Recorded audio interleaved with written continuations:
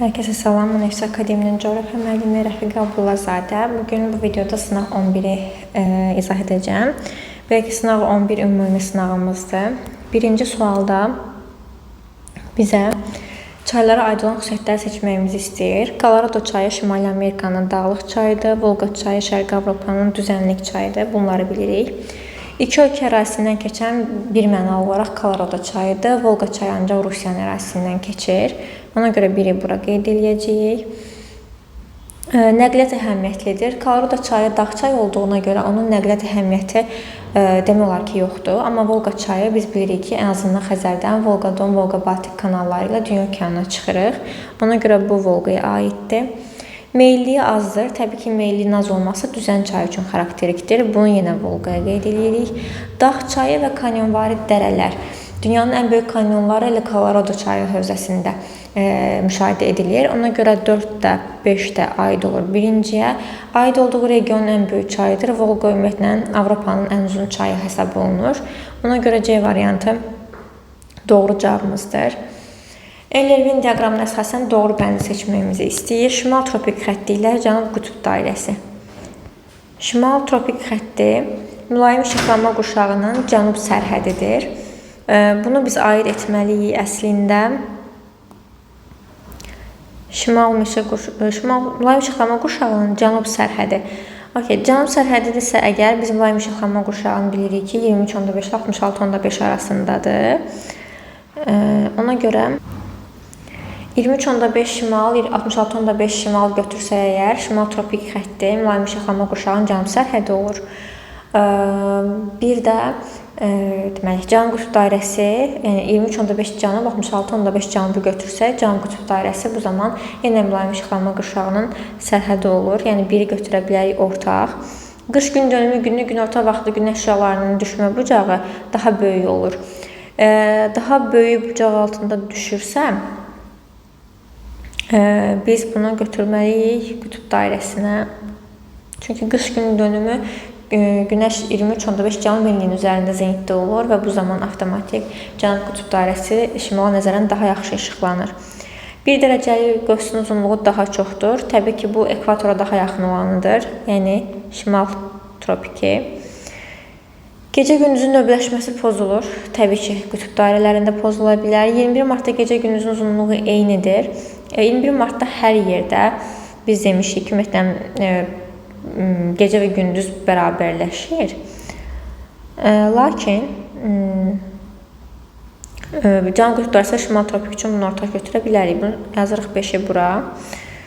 23 sentyabrda günəş cənub-qərbdə batır. Cənub-qərbdə batması üçün o günəşi özündən cənubda görməlidir. Təbii ki, bu da şimal tropik xəttidir. Yəni doğru cavab A variantı.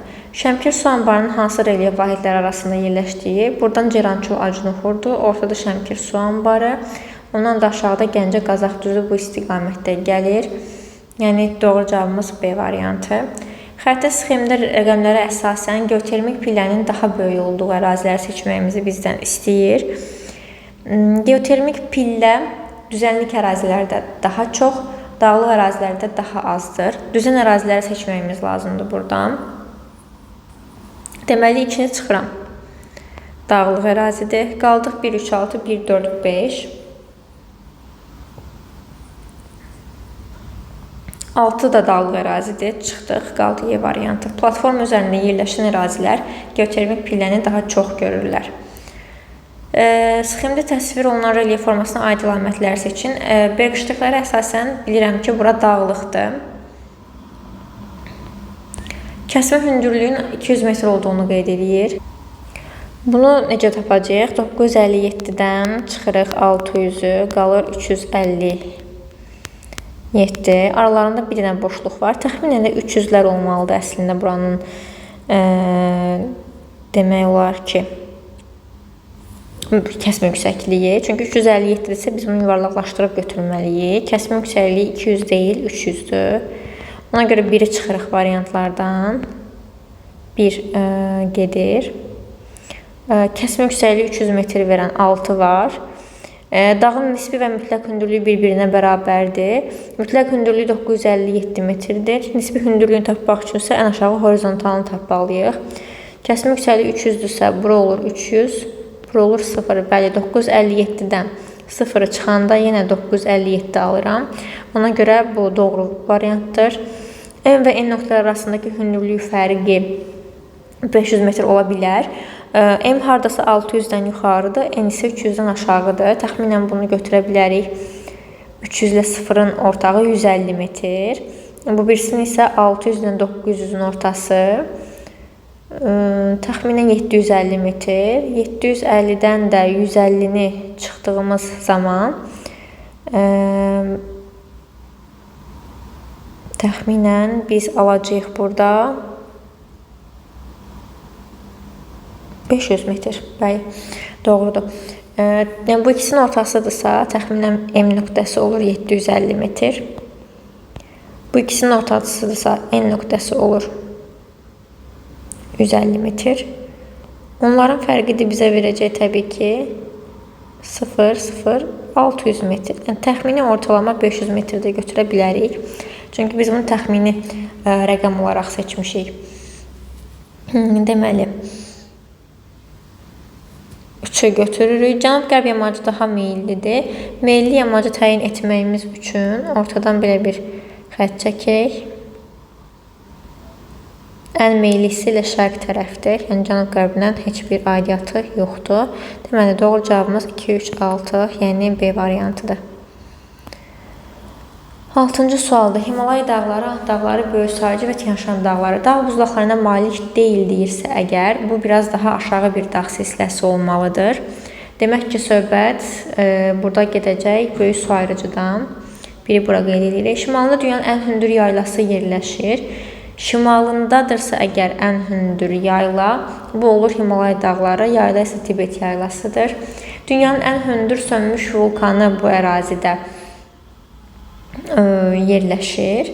Ən hündür sönmüş vulkan təbii ki Chimborazodan söhbət gedir. Bu Ant dağlarıdır. Şərqində qurunun ən dərin çökəkliklərindən biri yerləşir. Bu da Tian-Şan dağları üçün götürə bilərik. Deməli 1-ə 2, 2-yə 3, 3-ə 1, 4-ə 4. Yəni D variantı doğru cavabımızdır. 7-ci sual. Xəritə sxeminə əsasən doğru bəndi istəyir bizdən. Okay. Ərazilərdən verilib ehtiyatlar, yəni burada varmı bu ehtiyat, yoxmu, bunu nəzərə alacağıq. Abşeronda polimetal ehtiyatlar ümumiyyətlə yoxdur. Çıxırıq. Eyni zamanda polimetal ehtiyatları Balakən ərazisi doğrudur. 5-də dəmir filizi Gəncə Daşkəsən doğrudur. 3-ə verib dəmir filizi, Böyük Qafqazda filiz ehtiyatlarından dəmir filizini ümumiyyətlə görmürük. 4-3 variantlardan çıxıram. Əslində qalır elə bir variantım, o da 2, 5, 7 və 10. 7 neft ehtiyatı təbii ki Abşeron yarımadası. 10 isə Mollakənd və Muradxanlı neft ehtiyatlarının yayıldığı ərazidir. İmiş rayonu yaxınlığı, bu ona görə doğrudur. Gəlirik 8-ci suala. Sxemdə E nöqtəsində havanın temperaturu müsbət 7,2-dir.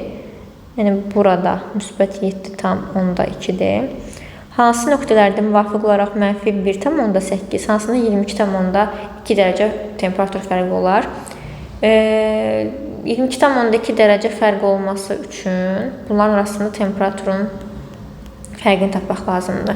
Yəni 22,2 çıxaq 7,2. Bu bizə verəcək 15 dərəcə. Mən də bilirəm ki, hər 1000 metrimdə 6 dərəcəlik bir fərq var. Bəs neçə metrimdə 15 dərəcəlik bir fərq yaranar? Bu zaman əldə edirəm ki, 15.000-i böləcəm 6-ya. O da mənə verəcək 2500 metr. 2500 metr. Yəni bu ərazi 2500 metr yüksəklikdə yerləşməlidir. Daha doğrusu, yəni Y nöqtəsindən nəzərən 2500 metr alçaqda yerləşməlidir. 2500-dən də 2500 çıxanda qalır 0. Yəni N nöqtəsi burada 22,2 dərəcədir. Mənfi 1,8 isə nədirsə əgər temperatur soyuyub axı burada yuxarıya doğru qalxmışam deməkdir bu. Deməli, yenə 7,2 ilə 1,8-in fərqini tapıram. Bu dəfə toplamış olacağım onları, çünki mənfidir. Bu bizə verəcək 9 dərəcə. 1000 metrdə 6-dırsa, 9 dərəcəm isə hardasa düşür 1500 metrə. Yəni bu demək istəyir ki, Y-dən 1500 metr yuxarı qalxmışam. Yəni gəlib çıxmışam 4000 metrin üstünə. Burada temperaturum -1,8-dir. Yəni doğru cavabımız B və N nöqtələridir. Azərbaycanda ən geniş yayılan iqlim tipinə aid olmayan əlamətlər. Ən geniş yayılan iqlim tipi yarım səhradır. Aqroiqlim ehtiyatları boldur, yayıldığı ərazidə məhsuldar torpaqlar yayılıb. Aqroiqlim ehtiyatları boldur, amma məhsuldar torpaq yoxdur burada. Ona görə biri götürəcəyik. Buxarlama qabiliyyəti və buxarlanma arasında fərq böyükdür. Bu düzdür. Yəni qabiliyyət çox yuxarıdır, amma buxarlanma aşağıdır, çünki su yoxdur burada. Bütün təbii coğrafi vilayətlərdə geniş yayılıb. Demək olar ki, hər yerdə biz yarım səhranı əsasən daha çox düzən ərazilərdə görürük. Dağlıq ərazilərimizdə yoxdur axı. Necə ortaq götürə bilərəm bunu? Ona görə səhvdir. Yəni bunu götürəcəyik. Düz radiasiya təbii ki, daha çoxdur, çünki bulud yoxdur həmin ərazilərdə. Əsasən 4-cü dövr antropogen suxurların yayıldığı ərazilərdir. Bu tamamilə doğrudur. Yəni burada səhvlik yoxdur. Biz orada demişik ki, kaynazo yaşlı suxurlarda hamısı da 4-cü dövrdür. Həm yay, həm qış otlaqları kimi istifadə edilə bilir. Xeyr, yay otlağı kimi istifadə olunmayacaq, ancaq qış otlağı kimi istifadə ediləcək. Yəni 1, 3 və 6 B variantı doğru cavabımızdır. 10-cu sualda doğru fikirləri bizdən istəyir. 4 ilə 6-da qışı qıraq keçən soyuq iqlim tipi hakimdir. Bəli, biz bunu Kiçik Qafqazın və Böyük Qafqazın orta və alçaq dağlıqlarını götürə bilərik. 2-6-da mezozoy yaşlı suxurlar üstünü təşkil edir. 6-da mezozoy yaşlı suxuru görməyimiz mümkündür, amma 2-də deyil. Ona görə bunu çıxıram. 1-3 Kür tektonik zonasına daxildir. Bəli, bura Qanıqayri çay ərazisidir. 3 isə Lənkəran ovalığıdır. Hər ikisi Kür tektonik zonasına daxildir. 1-dən 5-in yağıntılar əsasən yay aylarında düşür. Qanıqayri çay qışı quraq keçdiyinə görə, bəli, bu doğrudur.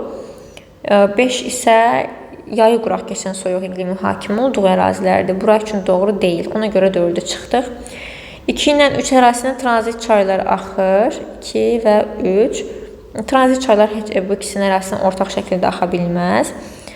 6-da isə 4 ilə 5-də filiz faydalı qazıntılar. Bəli, 4-də Gəncə daşkəsən zonasıdır. Zaten bura kifayət qədər zəngindir. 5-də də polimetal ehtiyatlarımız var. C variantı doğrudur. Exolotdan dəniz dibinə göndərilən səs dalğası 8 saniyədən sonra qəbul edilmişdirsə, dərinliyi hesablamağımızı istəyir bizdən. Deməli, exolotun göndərdiyimiz səs siqnalı normalda 1500 saniyə gedir. Yəni biz 8-ə vurmalıyıq 1500-ə. 12000. Lakin qəbul etmə, yəni bu gedib sonra gəlib ki, mən bunu qəbul etmişəm də, ona görə 12.000-də 2-yə bölməlisiniz. Gedib gəlmə varsa 2-yə bölünür. Yəni siz bunu əvvəlcədən saniyəni də 2-yə bölə bilərdiniz, heç bir fərqi yoxdur. Cavab C variantı 6000. Pambıqçılığın geniş inkişaf etdiyi ərazilər. Azərbaycanda pambıqçılığın inkişaf etdiyi regionlar əsasən düzənlik ərazilər və Kür-Araz çevrəsidir. Yəni biz ona görə buradan Samur dəvəçidir, Qanıqayri çaydır, bunları çıxmağımız lazımdır. 3 ilə 4-ün arasında qalırsınız. Qarabağ düzümü, Ceyran çölmü? Təbii ki, Ceyran çöl ərazisində, yəni ümumiyyətlə əkinçilik üçün əlverişli bir şərait deyil. 4-ü çıxırsınız. Y variantı doğru cavabınızdır. Sxemə əsasən Böyük Qafqaz dağlarında müvafiq olaraq A, S, D. Bunu nə cür fərqləndirəcəyik? Deməli, birinci başlayıram 0 metrdən yarım səhra. Yəni burada hamısını görürəm. Sonra çıxır dağ çölləri, dağ çöl, dağ meşə, dağ çəmən, subnival və nival. Və sırayla hamısını yazırıq bura. Deməli, A-da nival landşaftıdır, C-də çəmənlikdir, D-də isə meşə landşaftıdır. Deməli, bunu qoymalıyam nə? Buzlaq, nival, subalp ab çəmənlikləri və dağ meşələri. A variantı doğru cavabdır. Əhalinin təbii artımının ikinci tipinə aid olan ölkələrə seçin. İkinci tipinə aid olan ölkələr inkişaf etməkdə olan ölkələrdir, kasıblardır. İşçi qüvvəsinin niyə çatışması? Zaten burada kifayət qədər insan var, lakin iş yoxdur. Emigrantların emigrantlardan üstün olması. Emigrant ölkədən gedəndir, emigrant gələndir. Bəli, buradan gedənlərin sayı çoxdur. Yəni daha yaxşı inkişaf etmiş ərazilərə gedirlər. İqtisadi fəal əhalinin əsasən təsərrüfatın 3-cü sektorunda çalışır. 3-cü sektor xidmət sektorudur və bu inkişaf etmiş ölkələr üçün xarakterikdir. Ona görə 3-ə çıxırıq. Bəli, demoqrafik partlayışdır, çünki əhali çoxdur. Yaşlı əhalinin payının çox olması xeyir. Axı doğulan çoxdur, deməli uşaqların sayı üstün olmalıdır burada. Və yalançı urbanizasiya xarakterikdir. Hamısı kasıb ölkələr üçün xarakterik xüsusiyyətlərdir. Yalançı urbanizasiya, emigrantların sayının çox olması, demoqrafik partlayış və s. İnkişaf etmiş ölkələrdə baş verən demoqrafik proseslərin məntiqi ardıcıllığı.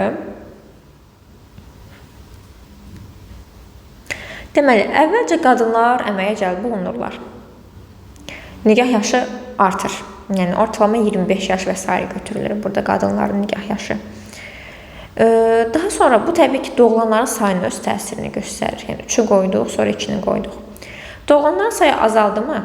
Avtomatik mən deyirəm ki, mənim işçi qüvvəm yoxdur. Yəni, insan yoxdur. Kim işləyəcək burada? Daha sonra işçi qüvvəm azalandan sonra mənim artıq xaricdən işçi gətirməyə marağım artır. Avtomatik nə olur? Gələn immigrantlar işlə təmin olunur. Doğulanların sayı azaldı, immigrantlar və nəhayət əhalinin gələn bu immigrantlar qaynayıb qarışır axı cəmaata. Assimiliyasiyaya uğrayanlar doğur içərisində və s. və bu əhalinin milli tərkibinin dəyişməsinə gətirir, çıxarır. Burada nigah hallarında artım və s. müşahidə edilə bilər. Ona görə 3, 2, 5, 1, 4 bizim doğru cavabımızdır. Respublikamızda əhalinin sıxlığı hər kvadrat kilometrdə 2 nəfər artmışdırsa, əhalinin sayı neçə nəfərə bərabərdir? 1 kvadrat kilometrimə 2 nəfər artıbsa, ümumi artımı tapmaq üçün 86,6-ya nə qədər artar? Bunu tapıram. Çarpaz şəklində vururam. 86,6-nı 2-yə və görürəm ki, əslində 173.200 nəfər təbii artımım var imiş. Xəritə sxemində 1 ilə 2-yə, 3 ilə 4-ə verilən ölkələri fərqləndirən xüsusiyyət. 1 Qazaxıstan, 2 Türkiyə, 3 Özbəkistan, Qırğızistan. Deməli, ərazisi 2 qitədə yerləşir. 1 ilə 2-nin, bəli, Qazaxıstanla Türkiyə deyir ki, 2 qitədə yerləşir. Digərləri xeyr, bəli, bu doğrudur. Əhalisi türk dil qrupunun eyni qoluna aiddir. Qazaxlarla türklər, yəni Türkiyə türkləri eyni dil qrupuna aid deyil. Türkiyə türkləri Oğuz dil qrupuna aid olduğu halda Qazaxlar qıpçaqlara daxildir. Qara metallurgiyanın inkişafı üçün bəli, burada kifayət qədər dəmir, filizi, daş, kömür ehtiyatlarımız var. 3'ü götürəcəyik. Çayları həm daxili axarsız, həm də Dünya Okeanı hövzəsinə aiddir. Daxili axarsız hövzəyə, misal üçün Türkiyədən Kür-Araz çayları başlayır, gəlir Xəzərə tökülür, Qazaxıstandan da eyni zamanda. Amma Qırğızistan üçün biz eyni şey deyə bilmirik, ona görə bunu götürə bilərik. Yüngül sənaye məhsulu ixracatçılarıdır. Türkiyə bəli, amma Qazaxıstan üçün bunu götürə bilmirik. Ərazisi 2 iqlim qurşağında yerləşir. Bu da 3 ilə 4'ü fərqləndirən xüsusiyyət deyil, ona görə deməli, 1, 3, 4, yəni B variantı doğru cavabımızdır. Müvafiq olaraq Atlantik, Hind və Sakit Okean ərazilərində yerləşən iri liman şəhərlərini istəyir. İstanbul Atlantik Okean sahilindədir, Mumbai Hindistan, Hind Okean sahilindədir. San Francisco'dakı təbii ki, Sakit Okean ABŞ ərazisi ilə A variantı doğru cavabımızdır. 19-cu sual. Xəritə sxemində rəqəmlərlə göstərilmiş iqtisadi rayonlar üçün ümumi əlamətləri istəyir. Söhbət Şəki-Zaqatala, Qazax-Tovuz və Şərqi Zəngəzur ərazisindən gedir. Deyir ki, bu ərazidə filiz faydalı qazıntılarla zəngindir. Bəli, pay metal ehtiyatları olsun, nə bilim, dəmir filizi və s. bunların hər biri var. Bir götürürük. Urbanizasiya səviyyəsi yüksəkdir. Xeyir, Qazax-Tovuz üçün bunu ümumiyyətlə deyə bilmirik. Yay otlaqlarına malikdir. Yay otlaqları hündür dağlıq ərazilərdir. Hər üçünü də biz müşahidə edə bilərik. İki xarici ölkəyə sərhəddir. Buradan Rusiya və Gürcüstan, buradan da eyni zamanda Gürcüstan və Ermənistan, buradan da Ermənistan və İran. Yəni iki ölkələ həmsərhəd olmuş olurlar. 4 doğrudur. Deməli 1, 3, 4 doğru cavabımızdır. Milli tərkib mürəkkəbdir. Qazax Tovuz üçün bunu demirik.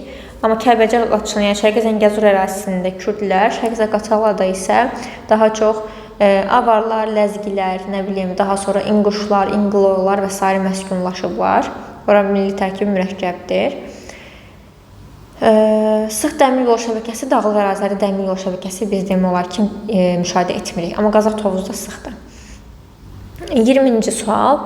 20-ci sualda ölkənin ümumi məhsulunun dəyərinin ümumdaxili məhsuldan çox olmasının səbəbini soruşur. Bunun səbəbi ölkənin ümumi məhsulu nə idi? Xaricdə bizi təmsil edən yerli şirkətlər. Yəni bu demək istəyir ki, mənim korporasiyalarım, transmilli şirkətlərim çoxdur xarici ölkədə. Ona görə də onun gətirdiyi gəlir daha yuxarı olmuş olur. Yəni D variantı. Respublikamızda yüngül sənaye inkişafını təmin edir. Yüngül sənaye dediyimiz zaman qida sənayesi, daha sonra meyvə tərəvəz konservi və s. nəzərdə tutulur. Ucuz xam mal ixalı xeyir, yəni bizim yüngül sənayemizdə xam mal ixalı, yəni bunu götürə bilmərik qətiyyən. İşçi qüvvəsinin çox olması, bəli bu doğrudur. İqtisadi coğrafi mövqe bu yəni sənayenin inkişafı üçün, yəni yüngül sənayenin inkişafı üçün bir önəm kəsb etmir. Böyük həcmdə tələbatın olması, bəli, tələbat olmasa bu sahə inkişaf etməz. Enerji mənbələri, yəni enerji imkanları yüngül sənayeni qidalandırmır. Amma geniş xam mal bazasının olması, bəli, misal üçün pambıq parça istehsalı və s. bunlar hamısı xam maldır. Ona görə B variantı doğrudur. Bir çox inkişaf etməkdə olan ölkə əhalisinin əsas hissəsi kənd təsərrüfatında çalışsa da, bu sahənin məhsullarının həm də idxal edilməsinin əsas səbəbi nədir? Yəni, bu var məndə, yetişdirirəm bu ərzağı, meyvəni, tərəvəzi, amma çatmır. Çatmır və mən onu başqa bir ölkədən alıram. Yəni, bunun səbəbi nə ola bilər? Ya əhalim çoxdur, ya da ki, kənd təsərrüfatında, belə deyək, kəmiyyətdə odaqlanmışam, keyfiyyət qalıb bir kənarda, avtomatik mən onu çatdıra bilmirəm əhaliyə, tez xarab olur məhsullarım və s. Bunun üçün də biz deyəcəyik ki, kənd təsərrüfatı ekstensiv inkişaf edib və məhsuldarlıq aşağıdır. Yəni, mən bunu təsərrüfatın çox hissəsində əhali işləyir. Yəni, kifayət qədər burada iş sektoru var. Lakin məhsuldarlıq aşağıdır. Yəni, say etibarilə mən az məhsul əldə edirəm və bu mənim əhalimin tələbatını qarşılamır. Gəldik 23-cü suala. Azərbaycanda avtomobil yollarının 35%-də və ya 5810 km Şəki Zaqatala, Lənkəran, Astara, Quba, Xaçmaz iqtisadi rayonlarının payına düşür. Digər iqtisadi rayonlarda bəs bu yolun uzunluğu nə qədərdir? Mən bilirəm ki, ümumi X-dir, yəni bunun sayını bilmirəm. Bu 100%-imdir. Bunun 5810-u, yəni 35%-i Şəki Zaqatala, Lənkəran, Astara və Quba Xaçmazın payına düşür. Neyəcəm? 5810-u vururam 100-ə, bölürəm 35-ə. Tapıram ki, ümumi dəmir yollarının uzunluğu ölkədə 16610-dur. Axı, mən bilirəm ki, bu 16610-un belə deyək də, 5810-u bu rayonlardadır. Qalanı tapmaq üçün təbii ki, neyəcəm? 16610-dan 5810-u çıxacam. Avtomatik qalacaq 10790. Yəni, digər rayonların payına düşən bu qədər uzunluq imiş sən demə. Yəni, birinci ümumi sayı tapan, ümumi dəmir yolu uzunluğunu, ondan, avtomobil yolunun uzunluğunu daha doğrusu, ondan sonra verilən rəqəmdən çıxıb digər ərazilərə nə qədər düşür, bunu tapa bilərsiniz. Xəritə sxemdə verilən ərazilər üçün ümumi əlamətlər, ərazi Afrikanın şimal-qərbi, bu hissə və 4. Deməli, 1, 3, 4, 2 də var burada Avstraliya. Hamısı tropik xətt üstündən keçir. Yəni, bu bizim diqqətimizi cəlb eləməlidir. Gəlirik suallara.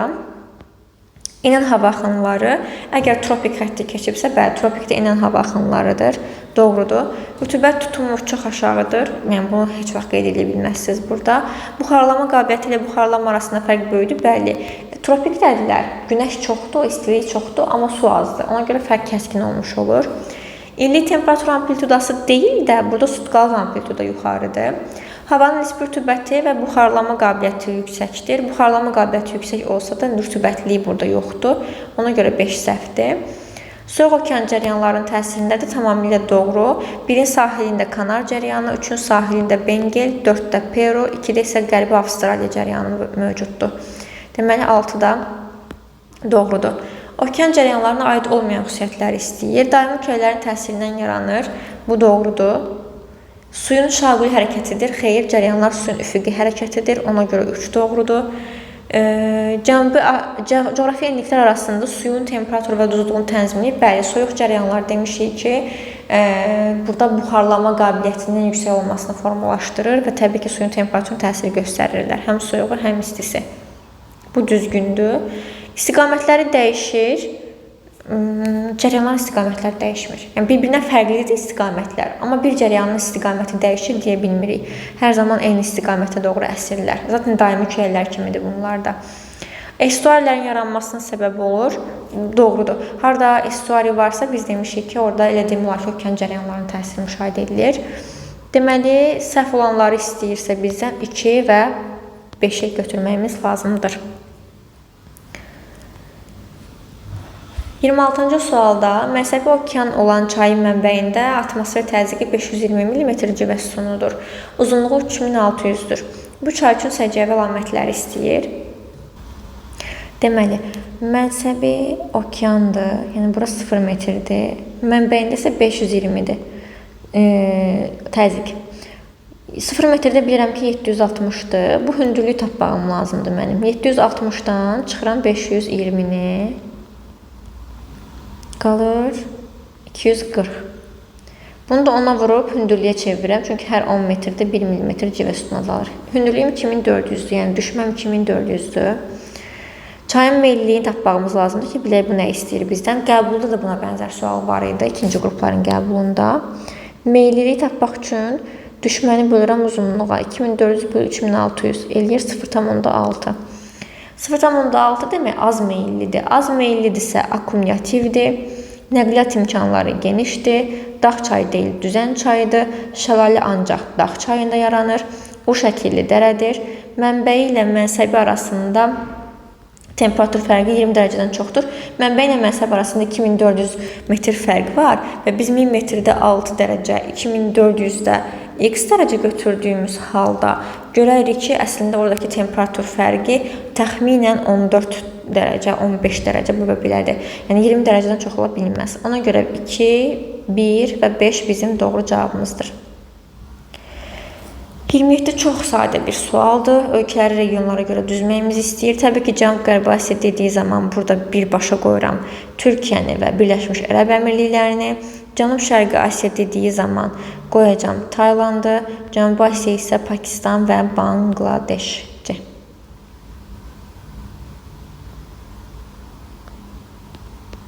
Gəldik situasiyamıza. Ot bitkilərinin üstünlüyü təşkil etdiyi təbii zonalar bir-birinə fərqli iqlim şəraitində formalaşmışdır və onlar müxtəlif adlarla adlandırılır. Bu təbii zonalarda pambıq, şəkər qamışı, şəkər çuğunduru, qəhvə, kartof, buğda və sair kənd təsərrüfatı bitkiləri yetişdirilir. Deməli, subekvatorial zonanı mən adlandırıram. Burada biz görə bilərik, təbii ki, subekvatorialda savannaları. Savannanı burada hər yerdə, bütün materiklərdə görə bilərsiniz. Savanna. Tropik ərazilərdə, tropiklərdə əgər kartof, buğda və s. bunlar yazılıbsa, nə bilim, şəkər çuğunduru və s. biz səhralı zonanı götürə bilmərik bunların heç bir üçün. Pambığın yetişdirilməsi də var burada, biz tropikin qeyd edə bilərik. Lakin yenə burada da savanna zonaları. Məsələn, Şimali Amerikada savanna var, daha sonra Cənubi Amerikada var, bir də Avstraliyada var. Tropik hissəsində düşür. Subtropik zonada biz subtropiklə mülayimdə çölləri görə bilərik. Çöllər Avrasiyada elə çöl zonası adlanır. Hər ikisində var. Bir də Şimali Amerikada prairie həm mülayimdə, həm subtropikdə qeydə alınır. Amma Pampalar ancaq Cənubi Amerikanın çöl zonasıdır. Bir də burada yenə Avstraliya ərazisində savannalar müşahidə edilir. Bunları yaza bilərdiniz. Mətnin əsasını təyin etməsi təbii zonalar üçün uyğun gələn müvafiq məntəqələri qeyd etməyimizi istəyir. Tutaq ki, savannaya burada uyğun gələ bilər Braziliya ərazisi, daha sonra Konqonun cənub hissəsi. Çöl zonası uyğun gələ bilər bu Qazaxıstan tərəf, Ukrayna tərəf. Biri ki, bu çöl zonasıdır. Çöl, bunlar savannadır. Daha sonra Pampalardakı 4'dür. Pampa, Argentina və Plato ovalığı 29. 30-cu sualımız isə kənd təsərrüfatı bitkilərinin təbii zonalara görə qruplaşdırmağımızı istəyir. Məsələn, pambıqdır, şəkər qamışıdır, qəhvədir. Bunlar savannalarda, şəkər çuğundurudur. Daha sonra kartof, buğda. Bunlar eyni zamanda çöl zonasında, prerilərdə, pampalarda istehsal oluna bilər. Pampalarda əsasən buğdadır. Şəkər çuğundurunu görmürük. Yəni bunlar hər birini qeyd edə bilərdiniz. Təbii ki, buğdanı həm preridə görürəm, həm normal çöl zonasında görürəm, həm də pampada görə bilərəm. İzlədiyiniz üçün hər birinizə təşəkkürlər. Növbəti videolarda sınaqların ardı gələcək.